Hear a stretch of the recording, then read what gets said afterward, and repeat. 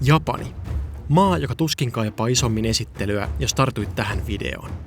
Silti se on niin monelle meistä aivan ehtymätön mielenkiinnon lähde ja mulle Japanin tutkijana, valokuvaajana, toimittajana ja harrastajana loputtomien seikkailujen maa.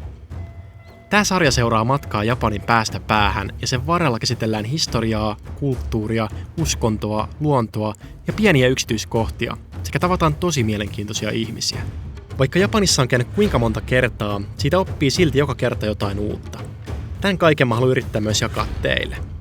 Tervetuloa matkalle halki Japanin Kushirosta Kagoshimaan.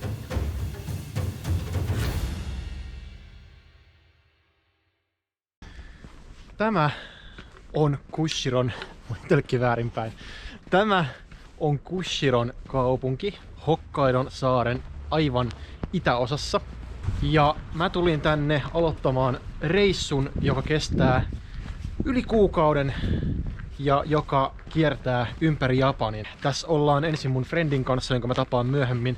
Pyöritään Hokkaidolla, mennään alas Japaninmeren rannikkoa, tullaan Keski-Japanin vuoristoon. Siinä on noin 3 viikkoa aika talvista meininkiä. Yksi ehkä tärkeä juttu, mitä mä haluaisin tällä reissulla tehdä, on nähdä ja näyttää eri osia Japania. Tokio, Kioto, Osaka, ne on tosi siistejä paikkoja ja käymään niissäkin. Mutta jotenkin ne ei vertaudu koko muuhun Japaniin ja musta tuntuu, että vaikka miten on Japanissa pyörinyt useamman vuoden, niin silti tuntuu, että tästä ei ole nähnyt vielä mitään. Ja mä haluan vähän näyttää sellaisia osia Japanista, mitä normaalisti ehkä ihmiset ei tule kattoneeksi tai mitä ne vierastaa. Mut joo, Kushiro. Kivan näköinen kaupunki. Siis tää on aika pieni, Japanin mittapuulla ainakin. Täällä on helkkaristi lunta. Tulee ihan joku, en mä tiedä, Pohjois-Suomen kaupunki mieleen. Huomenna on tarkoitus lähteä kattelemaan vähän Kushiron suota. Yllättäen vilkkaalainen kaupunki. Täällä on paljon humalaisia ihmisiä, vaikka maanantai-ilta. Huomenta. Muutama tunti yötä nukuttua yötä vaan alla ja tässä on Kushiro. Paljon ja täällä on jonkun sortin poliisivaltio menossa. Kaikkialla on kulkuuksia jostain väkivaltajengeistä, eli se antaa rahaa. Lähtiin Edon kanssa.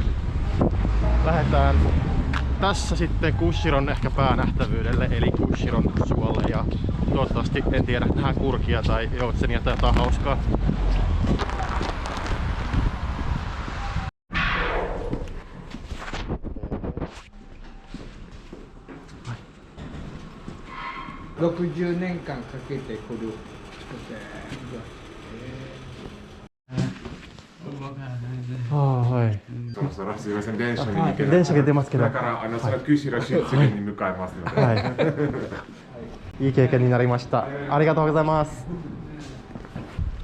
Semi-random ottaa vaan kuvaa jostain lumilihdystä ja joku patu kutsuu meidät sisään tollaseen ihme rakennukseen. Mikä se edes olisi? Joku verstas? Tekee jotain Ainu-juttui. Taidetta. Se raffula. Niin mäkin aluksi. Mentiin ohi. Meillä kaikki semmosia aineita tai niinku perinteisiä. Jep. Semmoista en mä tiedä. Konosgrasiaa. Mä en tajun, ne niinku, tavallaan ne ymmärsi Japania, mutta ne ei puhunut meidän Japania. Mä Kyllä jotain ainuuta. No, mut ei nyt ainuja tai nyt olla nää tyypit, mutta ehkä jotain tekemistä jotenkaan. Vaikka se oli joku murre myös. Voi olla. Kokoisesti, en mä tiedä. Mä yritin sanoa Aomori murre. Joo, voi olla joku Aomori murre, mä vaan ymmärrän. Mä yritin 3 kertaa sanoa Tetsukyri no mono, ja se ei vaan niinku ymmärrä yhdessä.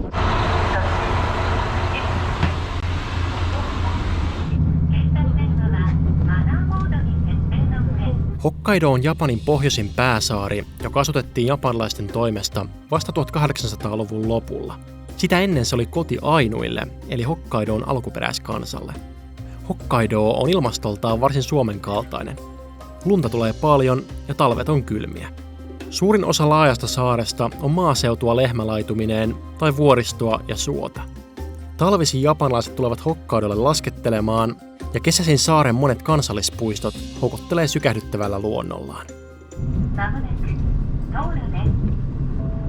Joo.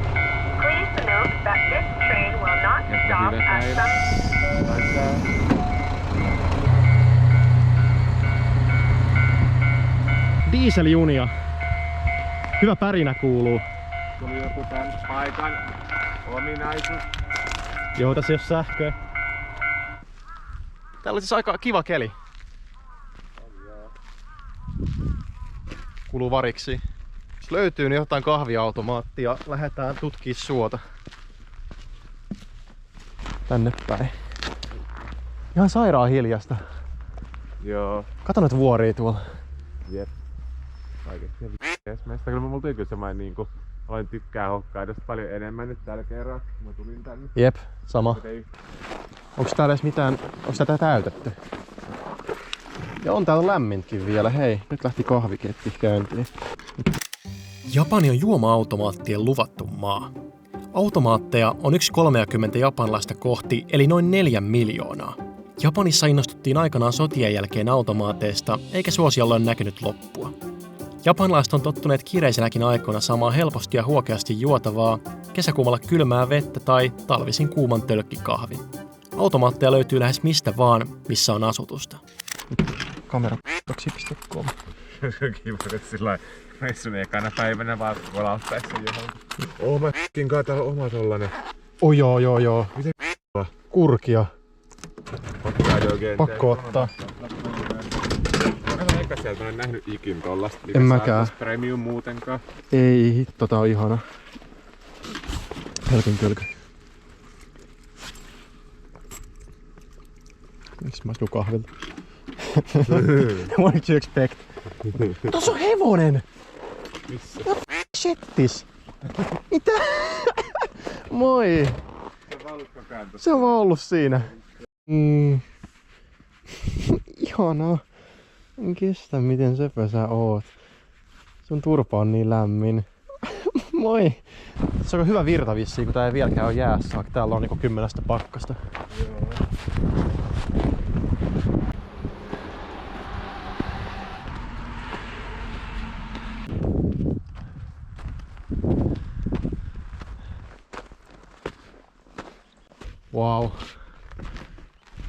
Wow.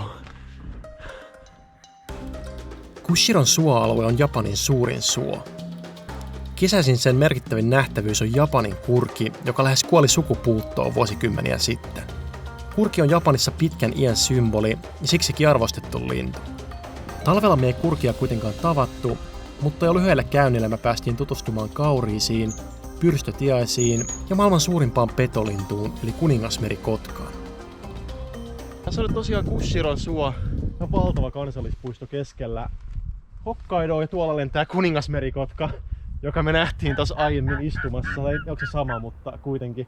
Tää on tunnettu noitten merikotkien lisäksi niistä lumikurjista tai japanikurjista, joita täällä suolla vissiin jossain päin on. Ainakin niitä ruokitaan jossain tuossa alueella, mutta nyt ei ainakaan vielä tullut missään vastaan. Mutta siis tää on ihan ylipäätään vaan uskomattoman siisti mesta.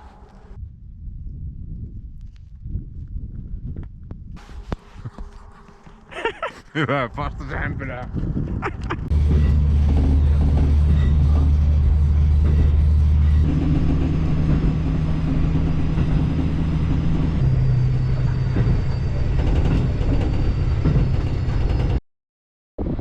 Kushirossa taas.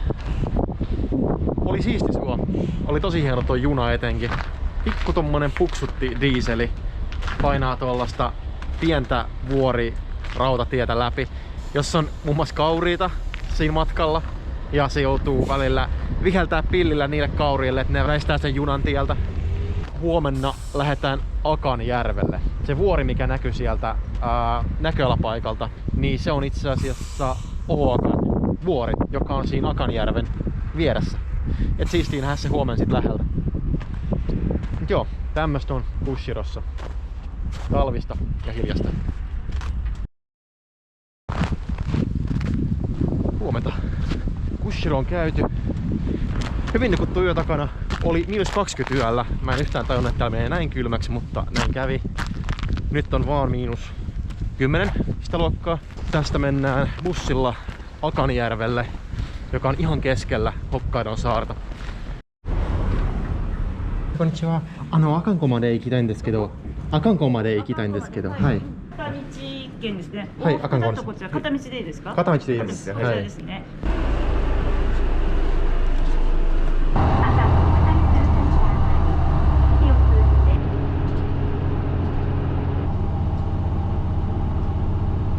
verrattuna siihen Kushiron tasaiseen plattaan, suohon ja merenrantaan. Meininki alkaa olla koko ajan enempi vuoristoista. Matka jatkuu muutaman 10 kilometrin päähän Akanin kalderajärvelle. Japani sijaitsee Tyynenmeren tulirenkaalla, mikä tekee koko saaristosta hyvin vulkaanisen. Tulivuoren purkaukset, maanjäristykset ja tsunamit on aiheuttaneet vakavia katastrofeja historiassa, mutta tuliperäisyydellä on myös kääntöpuolensa. Se on muun muassa mahdollistanut Japanin tuhansien onseneiden eli kuumien lähteiden olemassaolon. Niiden vesi on osaltaan luonut Japanin kylpykulttuurin jo satoja vuosia sitten. Merkittävimpien lähteiden ympärille on kehittynyt Akanin tapaisia onsenkyliä. Ihana polku.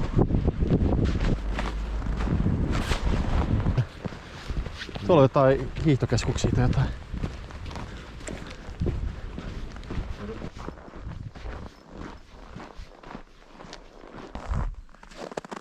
Tää on Akanjärven alue ihan keskellä itäistä Hokkaidoa.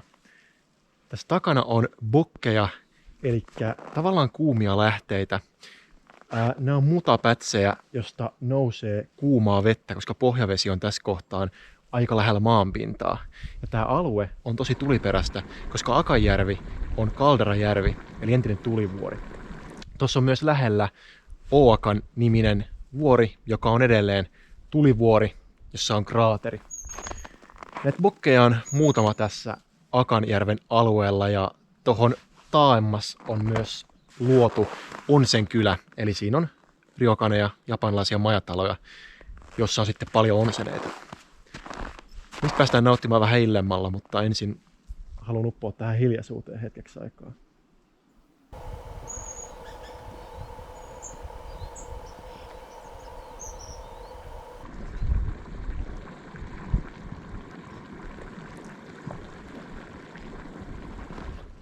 Lunta alkaa sataa. Toi vuori tuolla on Meakan. Se on toinen näistä isoista vuorista, minkä välistä järvi on ja alkaa peittyä lumeen. Se on 1400 metriä korkea, eli pilvet on aika matalalla tässä kohtaa.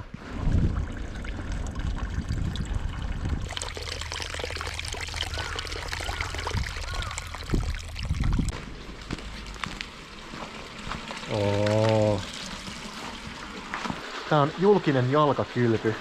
Siihen tulee kuumasta lähteestä vettä, jotta sä voit liottaa jalkoja siinä ja lämmitellä samalla kun sä vaikka tilaat tosta ruokalistalta jotain pizzaa tai pastaa.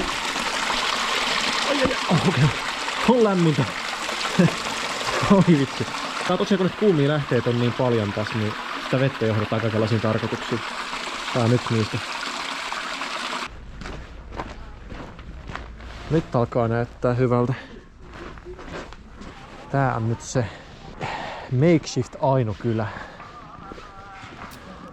Ainut ovat Hokkaidon alkuperäiskansaa. Heidän kielensä, kulttuurinsa ja uskontonsa poikkesi hyvin paljon Japanin kulttuurista. He syövät paljon riistaa, asuvat ruokakattomajoissa ja olivat tottuneet kylmään ilmastoon. Japani valloitti Hokkaidon Ainuilta 1800-luvun lopulla ja hiljalleen nämäkin sulautuivat japanilaisväestöön. Nykyisin ainuja on virallisesti jäljellä enää 20 000, joskaan harva osaa enää ainu-kieltä tai on perillä heidän kulttuuristaan. Tää on tosiaan Akan Kotan ainukylä. Ainukylä lainausmerkeissä, tässä ei oikeastaan mitään tekemistä oikeasti ainujen kanssa. Tällainen teemakylä, vähän turistinen, mikä on tehty ainuteemaan ja käytetty vähän heidän kuvastoaan, rakennustyyliään ja näin poispäin. Ja täällä myydään tietenkin kaikki matkamuistoja ja muuta, mitkä liittyy ainuihin ja sitten täällä soi musiikkia ja muuta. Pöllöhän on ainujen tärkeimpiä jumalia ja täällä on paljon kaikkea pöllöteemasta. Krääsää ja muuta myynnissä. Sillä on hauska paikka, mutta ei tää mitenkään historiallinen ole tai kerro juuri mitään heistä itsestään. Mutta tää lumisade on kiva.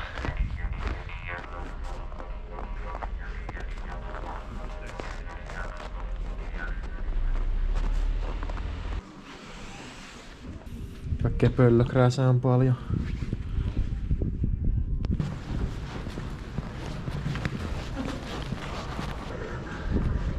Sap. Joo. 夜の8時から花火ここからあ、今日ですか？そうで8時から上がるので、もし綺麗に見えるので、はい。Päätti ottaa vähän luksuksempi mestä tähän, koska tää on sen resortti. Ja täällä on tosi hyvät rotenburot, eli lukelmakylvyt. Halutaan nauttia niistä. Ja no joo. Tässä on ihan hyvä fiilis tässä huoneessa. Tää tuuli. Pitää tietää, että täällä on -7 astetta. Tuuli on noin 10 metriä sekunnissa.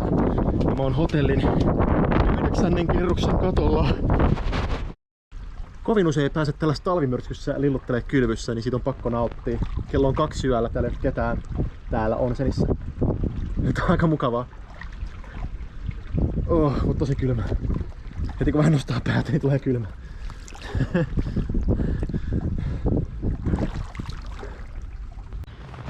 Tuli käyty ehkä mahtavimmassa kylvyssä, mitä mä oon ikinä käynyt. Aivan järkyttävän upea ulkoilmakylpy oli tossa. Ja täällä sataa niin hyvin lunta, ja täällä on samaan aikaan 7 astetta pakkasta, niin aivan uskomaton kontrasti lämpimän veden ja tän lumen välillä. Japani on kyllä ihana, kun täällä on paljon myös paikkoja ja hetkiä, missä missään vaan ei oo ketään.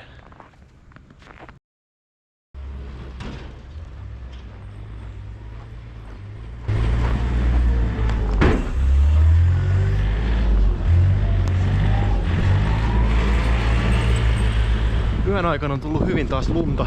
Nyt on tosi nätti aamu. Mahtava sää. Jälleen kerran. Ja täällä on lumityöt ihan täydessä käynnissä. Ihan erinäköistä kuin eilen taas. Tästä sit jatketaan takas Kushiroon, koska se on järkevästi ainoa asema tässä alueella, mistä päästään eteenpäin. Ja eteenpäin meinaa kohti länttä, kohti Sapporoa. Ei Sapporoon heti yhdessä päivässä mitenkään, joten pysytään pikkukaupungistusmatkalla.